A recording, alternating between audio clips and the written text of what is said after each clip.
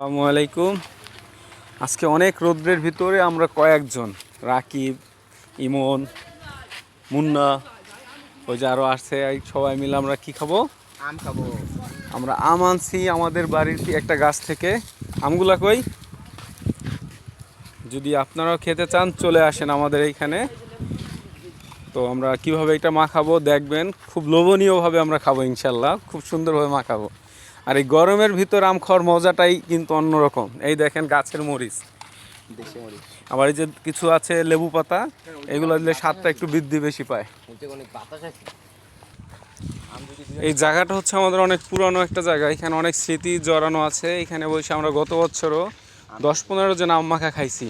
তার ভিতরে 4-5 জন এখন আছে ইতালিতে, আর কিছু আছে ঢাকাতে, কিন্তু আমরা কয়েকজন আছি। কালকে আমরাও চলে যাব কর্মের জন্য ঢাকায়। তো আসলে প্রতিটা দিনই প্রতিটা মুহূর্তে হচ্ছে মানুষের জীবনে অনেক ইম্পর্টেন্ট এবং অনেক আনন্দের। কখনোই জীবনটাকে অনেক হার্ড করা যাবে না, লাইফটাকে অনেক ইজি রাখতে হবে, দেন অনেক মজা করা যাবে। ওই দেখেন আমাদের জমিতে সব ধরনের সবজি আছে, যদি প্রয়োজন হয় চলে আসুন মাদারীপুরে। আসলে কয়েকজনের সাথে গত বছর আমরা যে আম মাখা খাইছি তার ভিতরে হাসান, সুজা, আমি খুব মিস করি তাদের। ইয়াসিন, ইয়াদুল, অনিক, আর আলহামদুলিল্লাহ সবাই ভালোভাবে ইতালিতেই আছে, কিন্তু খুব মিস করি তোদের। এই দেখেন একজন গাছ উঠতেছে ঠাল ভাঙার জন্য, এই পাতাগুলো বিছিয়ে বসবো আমরা। এক ছোট ভাই আম কাটতেছে, ফারদিন নাম, অনেক ভালো ভদ্র ছেলেটা। ওই যে আসতেছে মোস্তফা, আমার আদরের একমাত্র ভাগনা, আমার জান পাখি বাবাটা। ওই যে আর এক ভাতিজা, ও বরফ পাতা নিয়ে আসছে, ওইটা বিছিয়ে আমরা ওইটার উপর আম কাটবো আর কি। সবাই মিলে শুলে ফেলাই তাড়াতাড়ি আমগুলো, রোদ উঠতেছে, খুব গরম। অবশ্য আমাদের এই জায়গাটা প্রচুর ছায়া আর প্রচুর বাতাস। ওই পাশে হচ্ছে নদী, কুমার নদী, খুব ভাল লাগে এইখানে বসতে। 24 ঘন্টায় বলা যায় হচ্ছে ঠান্ডা একটা বাতাস, আবহাওয়া। তো আমাদের সাথেই থাকুন, আম মাখার দৃশ্যটা দেখুন এবং সবাই মিলে উপভোগ করুন। অবশেষে আম কুচানো শেষ। বিদেশ থেকে আগত জীবন ভাই ইটালি থেকে আসছে আম মাখা খাওয়ার জন্য। এই দেখেন, তুমি কোথা থেকে আসছো ভাইয়া? হ্যাঁ দেখছো, ইটালি কোথায় থাকো? জেনেভাতে থাকে। দেখছেন ভাই, আম খাওয়ার জন্য কত দূর, ইউরোপ, ইটালি থেকে আসছে।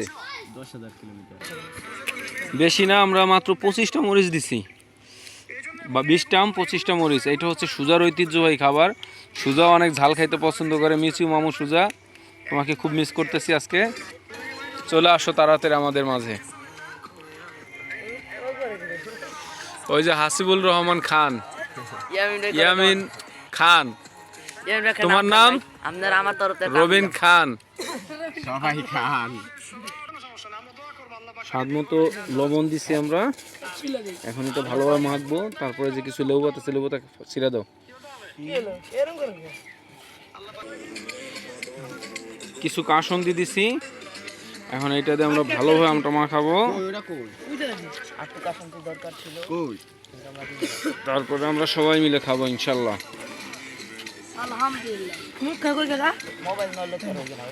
আগো তো আমাদের জীবন একটু টেস্ট করে দেখো তো ভাই, খাইতে কেমন হয়েছে?